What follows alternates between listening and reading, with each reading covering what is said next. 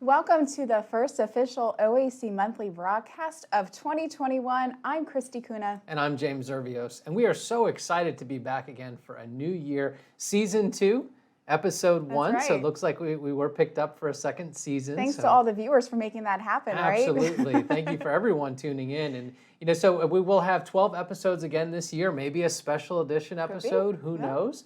And, we've covered so many topics, Christy, over the past 3 episodes that it's just been really great to see all of the topics and the suggestions that we're getting for topics as well. Absolutely. And so I think what it shows us is that we're going to continue to do this monthly broadcast each and every month.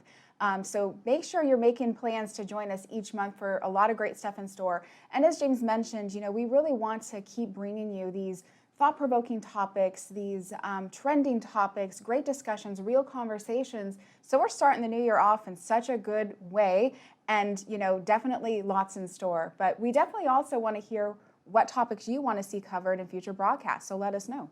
Yeah, definitely. You can always tell us in the comments section and email us as well at social@obesityaction.org. Yeah, so let's first take a quick look at what is ahead in today's broadcast. And so first and foremost, we're going to bring you the latest and greatest in OAC updates. We're going to tell you about all the happenings, which have been a lot in this early start, this start to the year. We're going to then dive into today's trending topic, which is all around navigating the New Year's resolution mentality. Definitely very relative. We are going to bring an expert on, Dr. Holly Lofton, to help us through that discussion. And then last, we are going to end with a great conversation with Dr. Paul Davidson on addressing the stigma of obesity treatment. So we're taking stigma and really looking at it. We've focused a lot on stigma as of late, but we're going to take that and really talk about another side of it, which is in the treatment realm that we often overlook. Yeah, absolutely. I think that's going to be a really, really good session that we're going to have for folks later on. Yeah. And you're going to want to stay with us all the way to the end, because once again, we're going to be giving away OAC swag. We have this great OAC tumbler right here. You want that. And we're going to also give away the esteemed OAC journal. Perfect start to the new year. Write your resolutions, anything you want, but this is a great giveaway. So how you do that is you're going to want to comment in the comment section on the Facebook Live here, and at the end, we're going to draw one lucky winner for these great prizes. So Christy, I think everyone knows that it's a big day today here in the U.S., and we know that we always have people tuning in from all over the world. It is Inauguration Day, and so Joe Biden has been inaugurated as our 46th president. It's a big day here in the U.S., and of course, it's a big time here at OAC. I mean, I think we have so much on the horizon for this year. Yeah, it's a year full of action. I think this episode is really all about, what does this new year bring upon us? What resolutions and how do we really take hold of that? And then how do you also make that into action? And so much of the topics of today's conversation will be about. So I think this new year started off on such a good foot. But speaking of resolutions, since we do have that spirit, it's the new year, everyone has that fresh start, right? What's your take on New Year's resolutions? Are you a resolution keeper? What is your stance on that? I think I kind of look at the New Year as a time to reflect on the one before and kind of look at what the goals are for this year for me personally. And so I personally don't set resolutions, but I think it's a nice time to reflect and see what it is that I want to improve on. But how about you? Yeah, I'm kind of in the same boat. I definitely think those New Year's is like that new start, and but I do think that it's always a good way to just really conquer the year ahead and to really kind of focus in that realm. I know lots of folks who do vision boards and do a lot of different exercises, and I think it's finding what works for you to start off on the great foot and kind of start out on positivity. I think we could all use a breath of positivity moving into this new year. So definitely looking forward to that. Yeah, and we also always want to welcome everyone who's tuning in today as well. And so speaking of around the world, I see we have Laura from Kuwait. Laura is a stronghold for us here on the broadcast. It's good to see those same faces.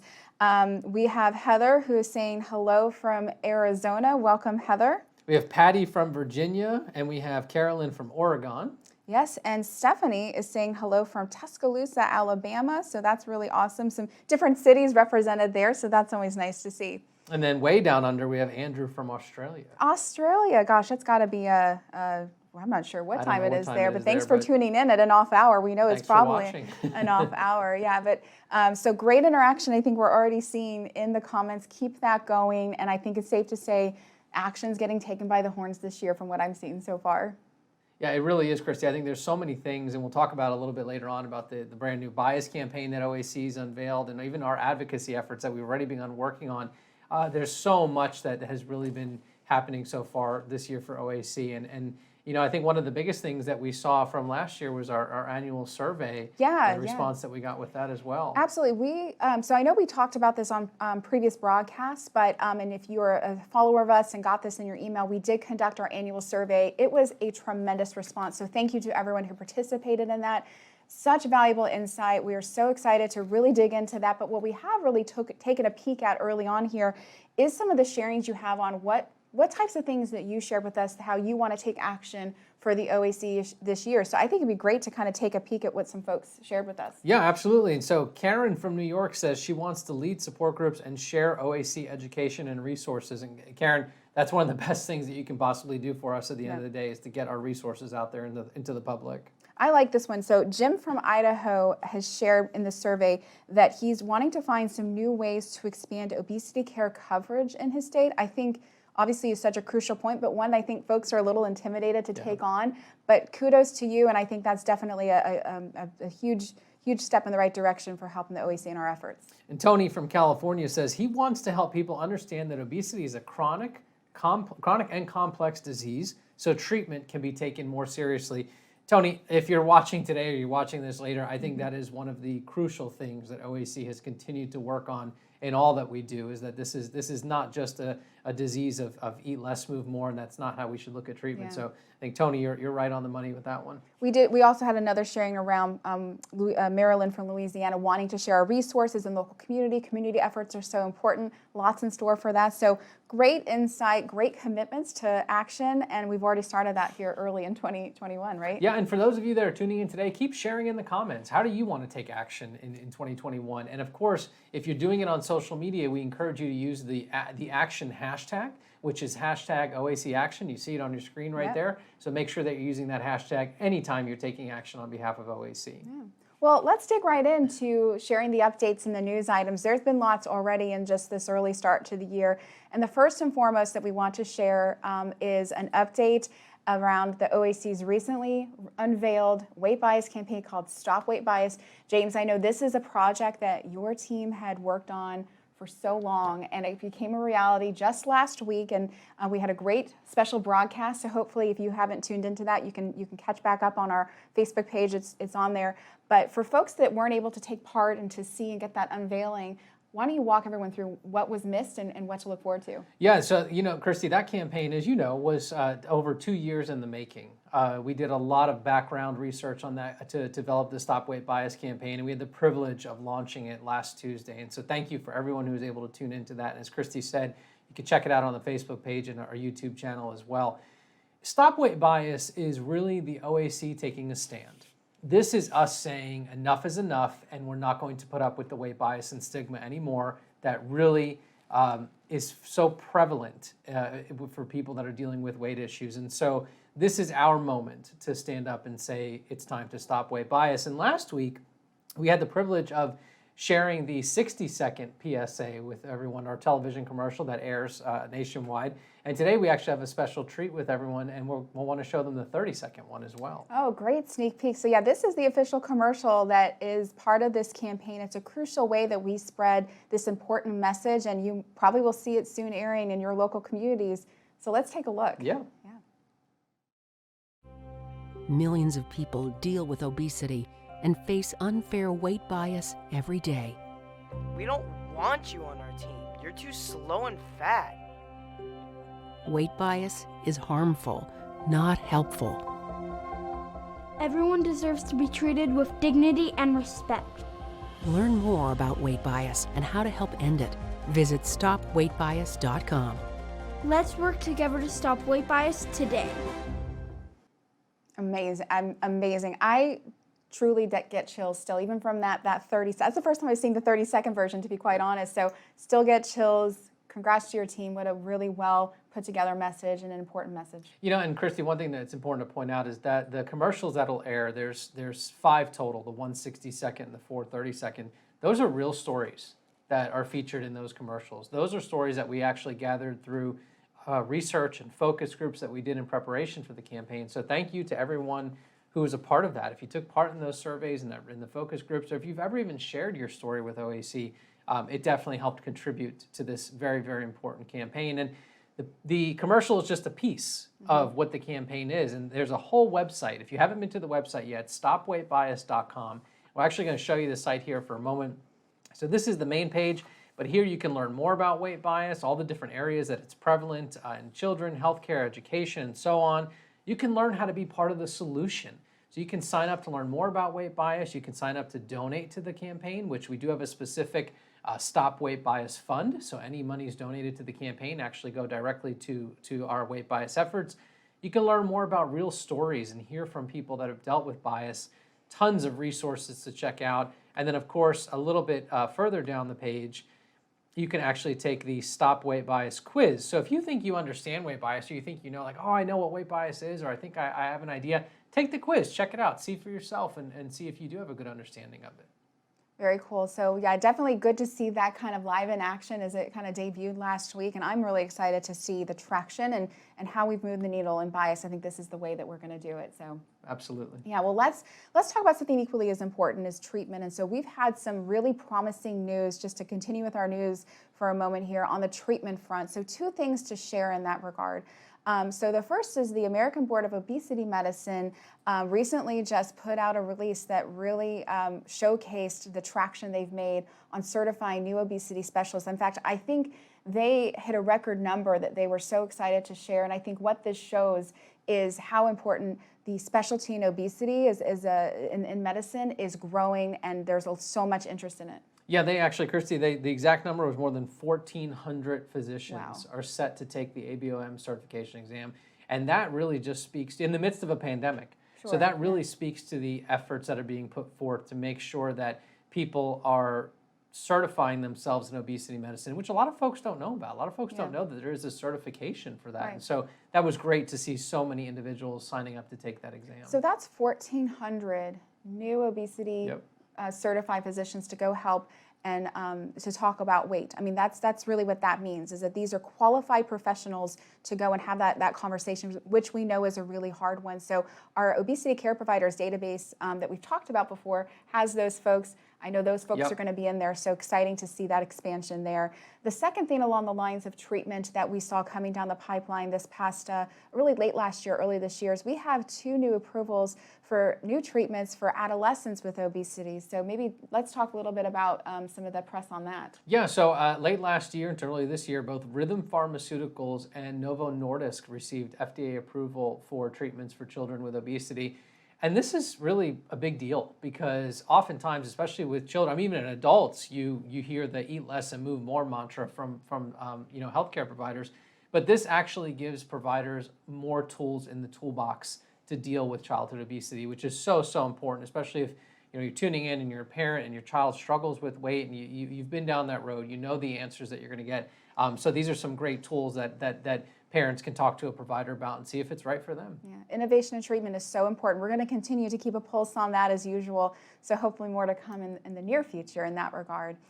So shifting gears for a moment, we'll talk about some of our own activities that we have in the works and that have been happening. So this coming weekend, it is worthy to note that the OAC board is going to convene virtually for our strategic planning retreat. We have this opportunity to come together, all of our leadership, to set that direction and vision for the next year and really beyond. So really looking forward to our board. So great. They are volunteers. It's a good, we'll be doing it virtually and socially distanced. This will be but fun. It'll be a lot of fun. And of course, we missed the face-to-face, but there's so many good discussions and ideas and topics that come out of that board retreat every year. Yeah. And, it's a good time. And those survey results we talked about are well discussed, and that's how they really form those new future plans. So your insight is always part of those. So I'm looking forward to that. I know you are as Absolutely. well. The other thing we wanted to make mention of, we haven't talked a lot about it on this broadcast, but we're so proud of it, is our magazine. And so our new winter issue of Weight Matters magazine just was dropped off just this week here at our offices. So James is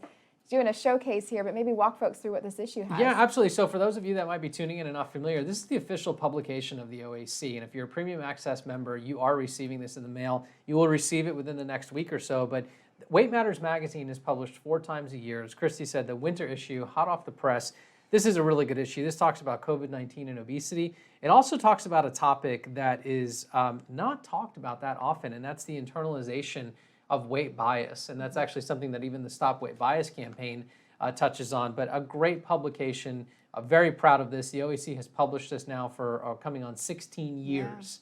That we've published That's a long this. run. If you go to our website and you utilize our resource articles, this is where they're coming from. So very, very excited. And thank you to all of our advertisers as well for always supporting this publication. And Great we know publication. through the survey, folks love this publication. So again, if you want get that in your inbox, Premium Access membership is the way to do that. It's just $25 a year. You get you get a quarterly subscription to that, and some great other things. So check it out on OAC's website. But very, very cool. So good to see that we're hot off the press, right? Absolutely. And switching gears from our activities to advocacy, advocacy is always a focus for the OAC.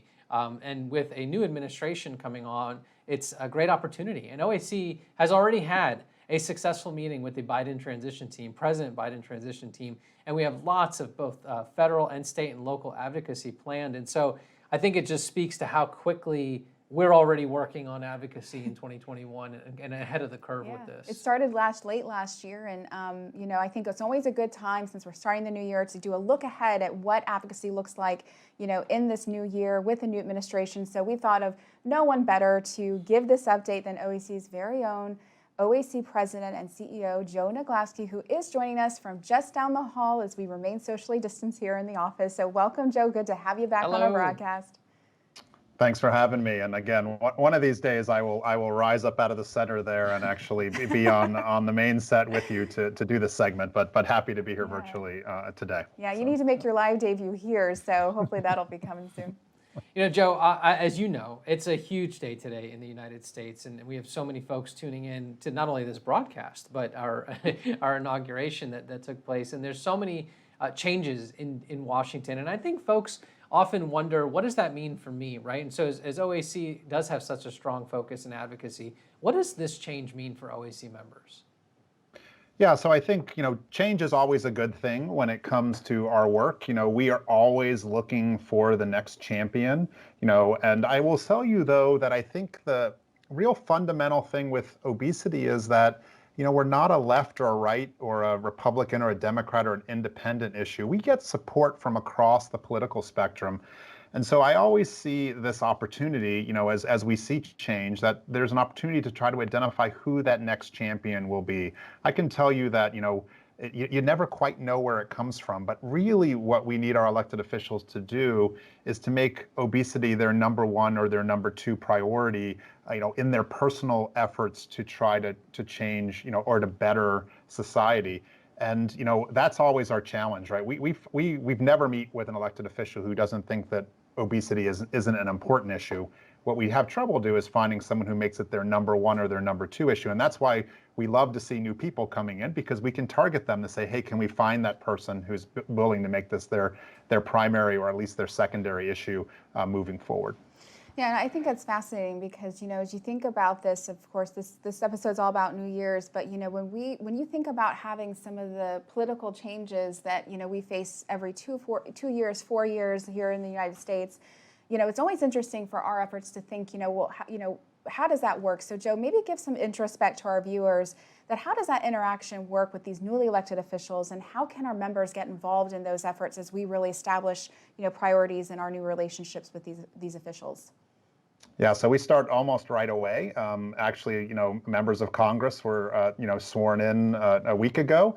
And so they're starting forming their staffs and moving forward. And you'll actually see a lot of activities in this first quarter of the year trying to create meetings with those elected officials. Now, meetings will look very different than they have in the past. It used to would be that, probably next week I would be in Washington, D.C. and actually going and visiting some of these folks directly, personally.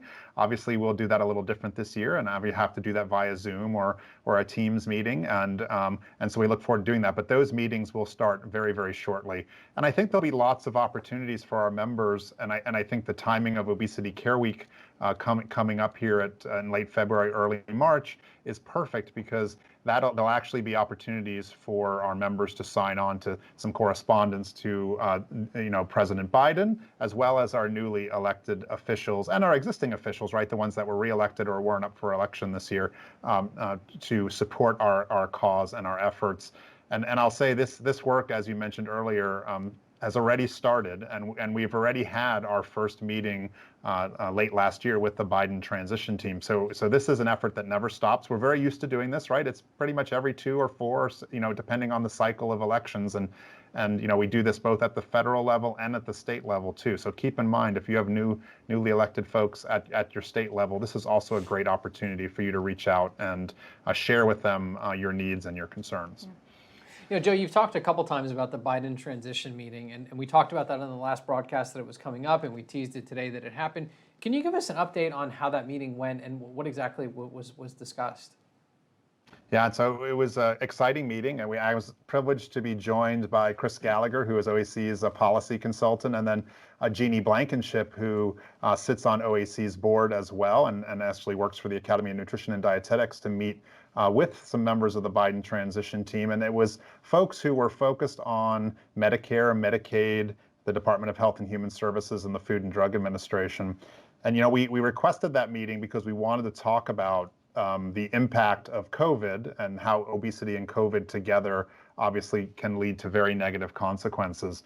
And so we were excited to actually get that meeting. And normally when you do a transition meeting, you talk and they listen. They're not in power yet, so they can't do anything. So they just listen. They don't ask questions. But I will tell you, I was very excited by the meeting because of the level of questions we received, and in-depth questions by this group, who really is focused on looking at the short term. What are they going to do in their COVID response? And can we work any of our concerns around obesity into that short-term response? And of course, we believe pretty strongly that in order to address COVID, you also have to address obesity, give people access to treatment in the short term to lower their risks around COVID. And they seemed receptive to that message. Now, of course, the proof will be in the pudding in the coming days, right? We'll see how that moves forward.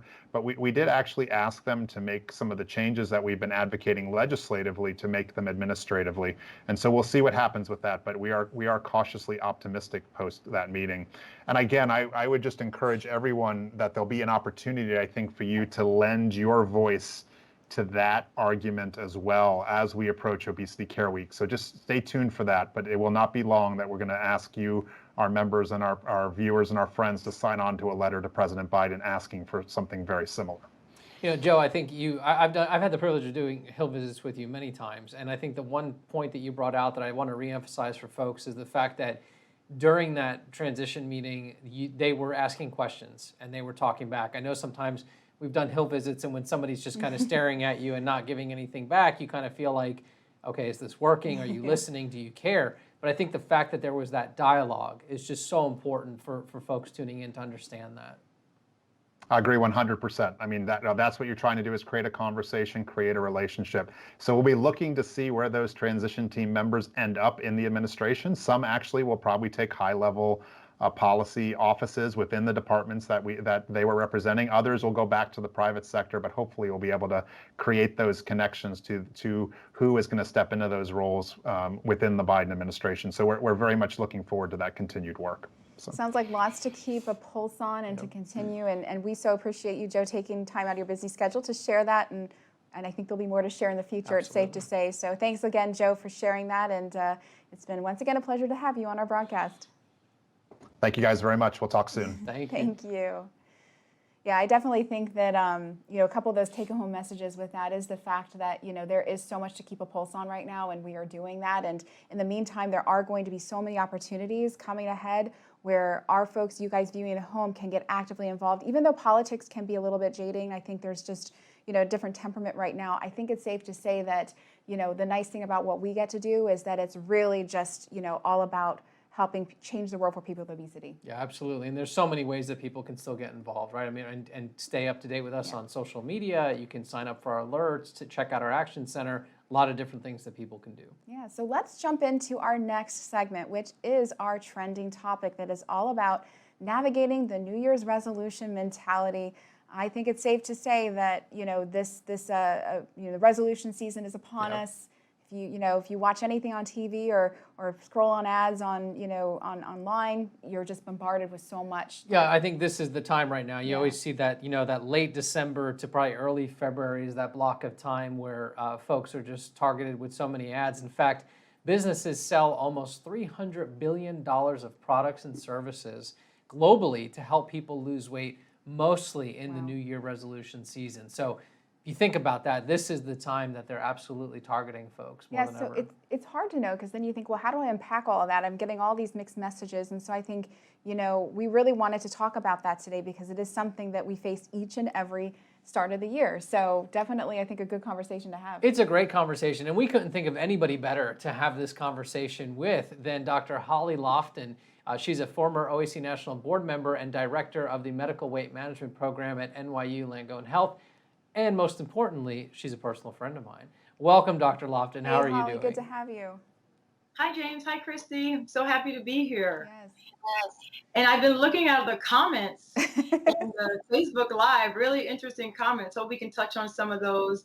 I'm joining you from New York City in my weight management clinic. So let's talk about resolutions. Absolutely. No, we so appreciate it. And so, just to jump us off here, we talked about its resolution season. So, what are those couple things that to note about making resolutions and setting health goals for the new year? How, as a obesity medicine specialist, what do you see and what's your take on resolution season?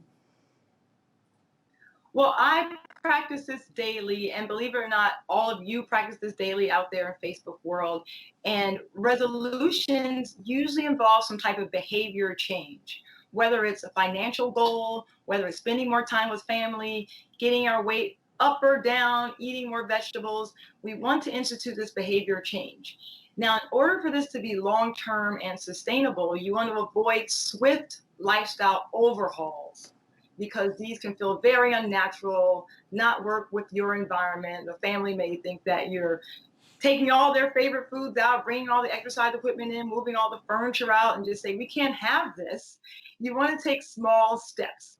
So whether you have a budget that you're setting or you're looking at what your diet is like, you want to set some weekly, maybe monthly goals, practice them for a while, and then see if you can master that. Evaluate what made it easier or not so easy to try to get that goal as a permanent part of your lifestyle.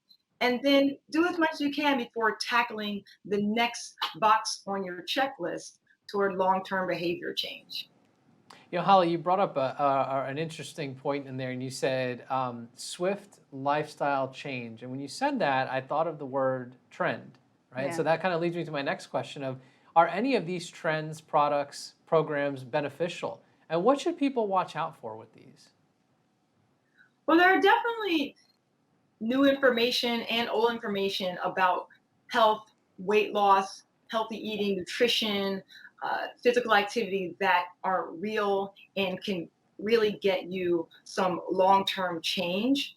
But I want to let you know that in the centuries, and since we've been practicing weight management, there's nothing magic that's been created.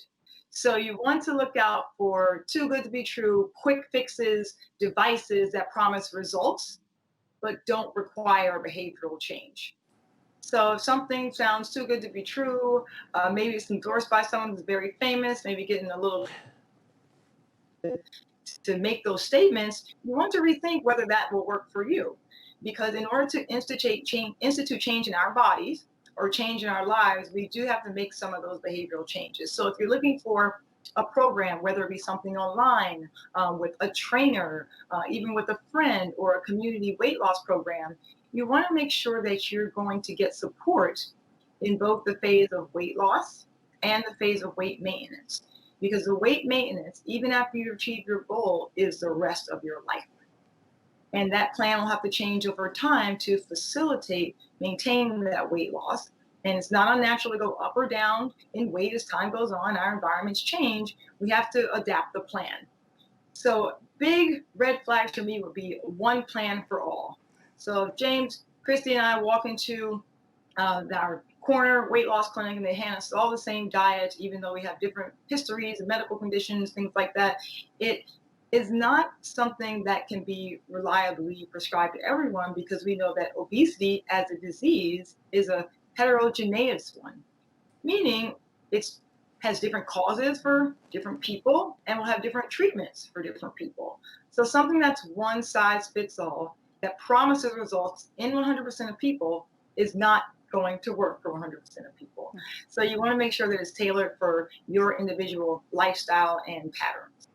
Yeah, some sound advice, because I think I heard a few things in there that we hear all the time as well, where, folks are, thinking that what worked for one is going to work for them, and, decluttering all that is really, really tough. And, I think in this resolution season, a lot of folks just say they want that fresh start, like that new year comes upon us, it's that fresh start.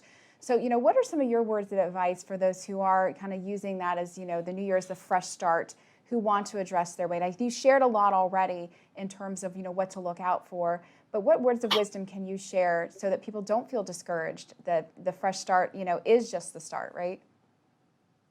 Absolutely. So the first thing I would say is write down your goals. And before we even get into the specific behaviors you're trying to change or adapt, write down what you want to get out of it. Because if, let's say, step number 3 doesn't work for you, remember your overall goal may be to lose weight, eat more vegetables, do more activity, and you can adapt your plan over time if your individual bullet points below your goal don't work. And with writing down that goal, the next step I would do is do a self-assessment. So for financial goals, that might be looking at last year's budget. For weight goals, looking at a recent diet recall, activity recall, and also some assessment of what worked for you in the past, what didn't work for you in the past. Checking things like pedometer steps. These are really tools that you can use to first see the status of where you are as you make those steps toward where you want to go. And if you're doing this on your own and you don't have a community program or a physician or dietitian helping you along, you can enlist support in many ways. The OAC offers a lot of support and tools. Your Weight Matters magazine. You can use accountability coaches. That could be a friend, a family member, someone online, to help you prepare to adapt that plan over time to help maintain the results. Yeah, Dr. Lofton, I one thing I'm curious about, and because you talked about where people can start and how they can get started and how they can focus, but we know so often with people that when it comes to choosing a weight loss program or something like that, that if they quote unquote fail, as they're often told, that they blame themselves. But what would you tell someone who, starts out, they have that resolution, they're starting that new program, and maybe, maybe they don't see the success right away, or maybe they see the peaks and valleys a little bit. What would you tell somebody if they're kind of in that valley and they're kind of on the fence about whether or not I should just give this up or not? What I would absolutely say is do not give up, because there are different tiers of what we can do for weight management. And they don't have to be done in a linear fashion, but we usually start out with the self diet. As I mentioned, assessment, let me take out the ice cream, do a couple more push-ups and see if that works. If we get to a point where that's no longer getting benefit, we might do a more structured program that involves a coach or a lifestyle management person to really help you along the line. If that's not feasible, I would go to a professional, a registered dietitian, someone with a little more experience with weight loss and weight management, because the body is very resilient. And if you did not lose weight with what usually works or what works for others, that means that it's not for you, and we have to take it a step further. But we have to find out what that is about you as an individual that we can do as the next step. Whether that be seeing a weight management specialist myself, whether that's seeing a surgeon, a personal trainer, exercise physiologist. There are lots of different safe, effective avenues that are out there for you to really help facilitate long-term weight loss, weight maintenance. That was great advice. I think so many key points in there to capture, really. And so much of it, I think, you touched on goals, you touched on, not, feeling discouraged and keeping up, and really that individuality in weight loss is, I think, some of those key take-homes for us. So we so appreciate you sharing. I know you're busy in your work schedule and you carved out some time today. So thank you so much for joining on your first broadcast here, Dr. Lofton. All right. Thanks so much, Jamie and Christy. Take care. Thank you. Bye. Good to have you. Bye. Yeah. So yeah, definitely a very relevant topic for today's world. We have a couple things that folks have shared in terms of resolutions, and Laura shared that she's a vision board girl.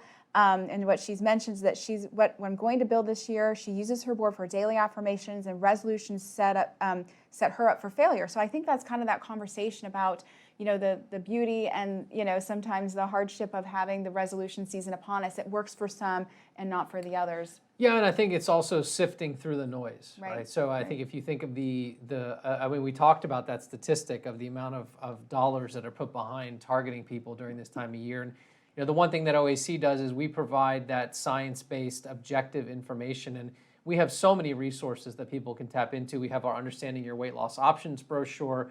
We have the OAC's Living Well guide, and then, of course, obesitycareproviders.com. All of these are available on the OAC website. You can check them out, and they definitely help people in navigating those waters, I think, especially during this time of year. Absolutely, yeah. And so definitely lots to talk about that will continue, but let's now shift gears a little bit and we'll come to our final segment here, which is our discussion topic, and it's all about the stigma of obesity treatment. And so, we saw earlier some of the debut of that Beautiful Weight Bias campaign that we launched last week. And I think this topic kind of came about pretty organically, that is one that needs to be talked about more. And it has to do with folks feeling a little bit more of that shame of saying that they have sought any intervention for addressing their weight. Yeah, and it's the shame for addressing the weight, and then it's sometimes even shame and stigma for the way in which you addressed Right. it. We hear that a lot of time, especially in this community, is some will say, "Oh, you had to do this or you did that. I just lost it on my own," or whatever it is, and it's really it's not helpful at the end of the day. It's not positive. It doesn't help the greater good, so to speak. And Christy, there was actually a recent article on Today.com that approached this very topic from the lens of bariatric surgery, and it really took a deeper dive into this subject in a way that you usually don't see, and it probably had to do with the person that actually contributed to it as well. Right, and so we are so lucky that we thought, who better to have on to talk about this than someone who did contribute to that great article that was online, Dr. Paul Davidson, who is a clinical psychologist from Brigham and Women's Health, and he is joining us today live from work, so we so appreciate you carving out time. We are so lucky to have such great folks doing this. So welcome, Dr. Davidson. We're so happy to have you and to dig into this important topic. Well, James and Christy, it's an absolute pleasure to be here with you and those of you who are in the audience, and to follow a very treasured colleague, Dr. Lofton, who is outstanding, and Joe before that, who's amazing. So it's great. Good. Thank you. So great to have you. So let's dig right in and cut to the chase. This discussion about stigma is one that we talk about all the time, but one that we're not talking about as much that is important to bring to light is what we said, the stigma of seeking treatment. And James and I both mentioned two things, seeking intervention, but also the type of intervention that you've sought. And so I know you contributed recently to this story that was being told. And so, why do you think there are so many people who are afraid to seek treatment or talk openly about the tools they've used to address their weight? It's a great question. It's one that we wrestle with all the time. I think part of it has to do with the fact from a very young age, most people are given a message that says they're supposed to take personal responsibility for their weight. And yet we don't expect them to take personal responsibility for their height or their eye color or other things that they have not as much control over, because the vast majority of what we see is biologically, genetically determined. But that somehow doesn't make that into the household, and oftentimes not even into the doctor's office. And the kind of message that was preached was eat less, move more. I think that was already mentioned earlier. And so people have a sense that if I'm having a problem, it's because I'm faulty. I'm not doing enough of either watching the eating or, being more active. As a result, oftentimes obesity is seen as a sign of personal weakness. And as we know, people are reluctant to have to share their weaknesses. People are, if you look on social media, people are all too happy usually to post their best life and all the great things. Rarely do they post the things that are more problematic. And that, unfortunately, also, obesity treatments, particularly bariatric surgery, where I spend most of my time, are seen as taking the easy way out. So even on a more societal level, societal level, people are given the message that if you go this route, it's because there's something wrong with you, that you can't do it on your own. And so people are very reluctant to speak openly about this. And you look in popular media outlets, I can tell you how many times I've been to the supermarket and I take a look at a tabloid that's at the checkout counter, and that talks about diet after diet, and there are pictures of celebrities all the time, and talks about how they lost it through massive changes in their diet or massive exercise. And it's like, and they didn't cheat. They didn't have obesity treatment. So people get the message from a very young age that they need to be responsible. It's their fault. Oftentimes when they look in the media, when they go see their, healthcare providers, they give them the message that there's something wrong if you need this. And so as a result, they're going to be much more reluctant to address it. So true and so frustrating at the same time, because you're absolutely right. We see those messages all the time. And, with obesity being so connected to health, you think, what difference does it make, what avenue, but just seeking it and being a healthier individual is important.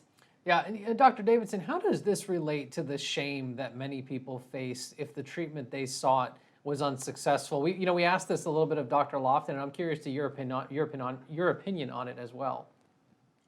So my perspective there is that the vast majority of people that I see who are coming in for, usually it's a bariatric surgery, but sometimes it's an endoscopic treatment, and I work with individuals who use obesity medicine as well.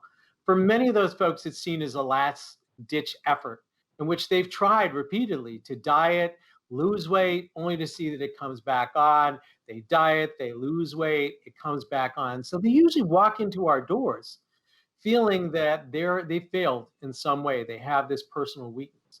And so they pin their hopes on this medical treatment that they expect should work for them. But the fact of the matter is that not every treatment works for every individual. There is no one size fits all model here. And that every body's, wiring is a little bit different. The way the brain is wired is a little bit different. So one person may react to treatment A while the other person only reacts to treatment B. We see in terms of surgeries, people try one, it doesn't work, they go to another, and all of a sudden that works. For whatever reason, it's hitting that right biology, it's hitting right changes in the brain that allow them, but yet they feel that if it is something that didn't work out, and because people tout, oh, how well this worked for somebody else. And again, there's a tendency to compare yourself to others on social media. That why didn't I lose so much? They lost so much. Clearly, I'm failing in some way. And that it's because it's what they're used to. They're used to blaming themselves. They're used to feeling shame. They're used to feeling blame when something doesn't go right. And if you have taken this extra step, you feel like even more of a failure, that this has amplified the lack of success, which is a real problem. I'll tell you one of the other things that I see is a common fallacy, is that when somebody usually does well, they are very likely to attribute it to the intervention. If something doesn't go well, they're very likely to attribute it to themselves. And I think that's a big part of what adds to the shame about, if somebody doesn't do well in one of these interventions. I think that's very, very thought-provoking what you shared just there, and just that last part too, because I hadn't actually honestly thought of it that way. And it's very true that folks see in that realm. We actually had someone also just share that stigma prevents change for so many people. I mean, that's kind of a barrier, right? And we've always known that. But Dr. Davidson, I'm curious from your perspective as a mental health professional, how do stigma and shame affect both mental and physical health? Well, clearly I'm a mental health provider, so I focus on that first. We know that individuals who feel a sense of stigma wind up feeling worse about themselves, and we'll talk about that in just a moment. What that often leads to, in more cases than not, are feelings of depression, anxiety, and stress. That there's a sense that there's something wrong, and that people are making fun of me, people are calling me out, and this is going to get to you after a while. And what we see is many individuals who might have been well-meaning and trying to point out weight issues for an individual don't recognize that bias, that stigma, that calling people out, which they think is going to help them, actually we know from the research does the exact opposite. Individuals then internalize that bias. It becomes part of their sense of self. They feel badly about themselves and they start to put more weight on. So we know from a physical perspective, stigma then leads to individuals gaining more weight and getting less healthy. I think another issue as a healthcare provider, and I know that Pam Davis is out there, and Pam, you know I love you. And Pam and I had the pleasure of writing a paper together for the Bariatrics Times, which talked about weight bias and stigma among healthcare providers. And lo and behold, it's rife throughout all areas of healthcare. And when an individual winds up feeling unwelcomed or called out on, or goes to an office where the scale is, doesn't isn't able to handle their weight, or they sit in a chair that's too tight. It's interesting when we were meeting earlier. James took a look at my office and says, "Oh, you have like bariatric furniture." I was like, "Of course I do. This is a comfortable space. I mean, people can feel very comfortable, and we do." But that's not true everywhere. And individuals like that then are much more likely to avoid their healthcare providers, especially if they keep chalking everything up, all their physical problems, to their weight. People feel a sense of, inability to make changes, and then they lose faith in their healthcare providers. And so I think that, you start with a bit of bias from healthcare. It makes people less willing to seek help. Health gets worse, and you see this whole domino effect of how physical and emotional health gets worse because of stigma. Dr. Davidson, we're a little tight on time, but I want to get this last question to you, the million-dollar question for you. How do we break the stigma and open up a dialogue? Well, I think we do exactly what the Obesity Action Coalition is doing, trying to get people to get on board with dealing with weight bias and stigma, getting the word out to family, friends, as Joe's talking about, lobbying, advocating, with legislature, trying to utilize social media. I'm very active on it's hashtag OBSM on Twitter. We do Twitter chats to talk about issues like how do we confront this. And I got to say, we had an amazing day with Inauguration. We just finished, celebrating MLK Day, and I think we have to get to that point. And just as I hope this, inauguration is going to lead to a kinder, gentler nation, I want to paraphrase MLK and say that we have to get to the point where we realize we need to judge people by the content of their character and not by the color or size of their skin. It's a great ending cap for that, Dr. Davidson. And we just so appreciate you sharing all your knowledge with us and taking, like you said, time out of your busy day. It's so great to have you. We hope you'll come back and impart your wisdom on us again in the future. Always a pleasure. Love you guys. You know that. We love you too. Thanks, Dr. Davidson. Thanks for all you do. Yes. Okay. Take care. Thanks. So definitely, I am always amazed when we're here at the end, when we were running, short on time and here, but we just have too much fun, I think, as we. Well, it's great content. I think that's what's so amazing is the guests that we have on these broadcasts are just phenomenal, and the information that they share is so applicable. Absolutely, and so I think it's safe to say we're looking forward to a year that is full of tremendous action. And the action, as we said, you can take action in so many ways with the OAC. We shared a few of them already with everybody, but definitely a lot to be engaged with here in this new year, and lots more in store. Absolutely, and there's been so much that we've had, over the course of the past 2 weeks that OAC has really kicked off with, and so many amazing things that are in store for this year. We have all the different things. We have our convention that will be coming up. We have some announcements to come on that. Some announcements soon, I think, to right? come on that very soon. We have Obesity Care Week, which will be February 28th to March 6th, which is another great thing that will come out.